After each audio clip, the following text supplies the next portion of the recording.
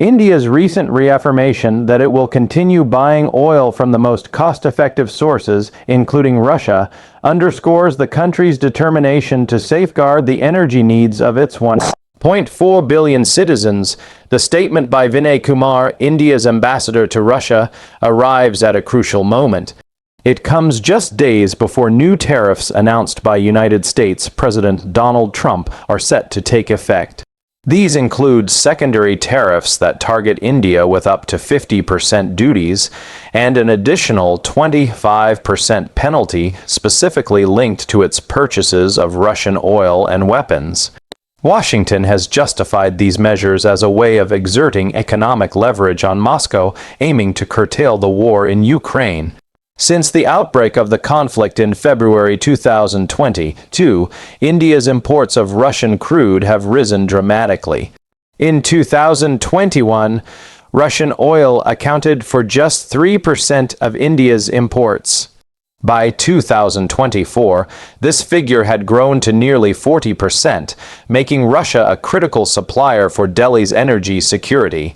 While Western nations argue that these purchases indirectly finance Russia's war effort, Indian officials insist their decisions are driven purely by market dynamics and the pressing requirement of affordable energy for a vast population. Foreign Minister S. Jaishankar has strongly defended India's approach, highlighting what he sees as inconsistencies in Washington's position. He pointed out that while India faces penalties, other major importers of Russian oil, such as China and the European Union, continue trading with Moscow without similar restrictions. India has emphasized its long-standing policy of strategic autonomy, reiterating that it will not be dictated to by external powers. At the same time, India has tried to maintain its diplomatic balance. While keeping strong ties with Russia, Delhi has also deepened relations with Ukraine, with Prime Minister Narendra Modi visiting Kyiv in 2024. Both Russian President Vladimir Putin and Ukrainian President Volodymyr Zelensky are expected to visit India this year, a sign of Delhi's unique positioning as a potential bridge for dialogue. For now, however, India's message remains firm. Its energy policy will be dictated by national interest and the welfare of its people. India is the world's third largest consumer of crude oil, importing over 85% of its total demand. With such dependency, affordability and stability of supply are paramount concerns for policymakers in Delhi. The surge in Russian crude imports since 2022 has been a direct response to global market disruptions. Western sanctions on Russia forced Moscow to sell its oil at steep discounts, often as much as $20 to $30 per barrel lower than Brent crude. For India, these discounted supplies have translated into billions of dollars in annual savings, easing the burden of high inflation and rising fuel prices on ordinary citizens. Vinay Kumar's statement that India will buy oil wherever it gets the best deal reflects a pragmatic approach to securing the nation's energy future. This is not simply about economics, but also about political stability at home. High energy costs have historically triggered social unrest in India, where fuel prices affect everything from transport costs to food prices. By locking in affordable supplies, the government aims to protect its population and sustain economic growth. Critics argue that such purchases undermine Western sanctions on Russia. However, India's response is clear. It cannot be expected to sacrifice its economic well-being for conflicts in which it is not directly involved. Energy security is viewed as a sovereign necessity. Delhi's insistence on autonomy demonstrates its broader strategy of avoiding over-reliance on any single bloc, whether the West or Moscow. For India, energy affordability remains the non-negotiable cornerstone of national policy. The imposition of secondary tariffs by Washington represents a significant flashpoint in the India-United States partnership. Over the past 2 decades, the two nations have steadily deepened ties across defense, technology, and trade. However, President Trump's new tariff regime threatens to undo some of this progress. With penalties as high as 50% on Indian exports, sectors such as textiles, pharmaceuticals, and information technology services could be severely affected.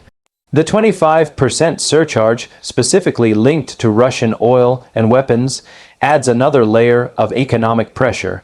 For Delhi, these measures are seen as unfair and discriminatory. Foreign Minister Jaishankar's remarks highlight India's frustration that it is being singled out, while larger buyers of Russian energy, including China and the European Union, face no equivalent restrictions. This sense of unequal treatment risks feeding anti-American sentiment within India and could complicate ongoing trade negotiations. Talks for a comprehensive trade agreement had been inching forward, but the tariff escalation may stall progress indefinitely. The diplomatic cost is equally significant. India has been viewed by Washington as a critical partner in counterbalancing China's influence in the Indo-Pacific. However, punitive trade measures may push Delhi to diversify its partnerships further, including with Russia and other energy suppliers in the Middle East. While both sides value the strategic relationship, the immediate period is likely to be marked by mistrust and tension. The challenge for policymakers is to prevent disagreements over energy from undermining the broader India-US strategic partnership. India's foreign policy has long been defined by strategic autonomy, the principle of engaging with multiple powers without aligning fully with any. Nowhere is this more visible than in its approach to the Russia-Ukraine war. On one hand, Russia remains a vital ally, supplying not only energy but also a majority of India's defense equipment. On the other hand, India has deepened ties with the United States, Europe, and Japan, all of whom expect Delhi to stand more firmly against Moscow. Prime Minister Narendra Modi's 2024 visit to Ukraine was symbolic of India's attempt to balance both sides. Delhi has called consistently for peace through dialogue, positioning itself as a potential mediator. Ukrainian President Volodymyr Zelensky's expected visit to India, alongside a planned visit by Russian President Vladimir Putin, highlights India's unique standing as one of the few countries maintaining high-level ties with both nations during the conflict, yet this balancing act is fraught with challenges. Western capitals are frustrated by India's refusal to condemn Russia directly. Moscow, meanwhile, values India's neutrality but closely watches Delhi's outreach to Kyiv.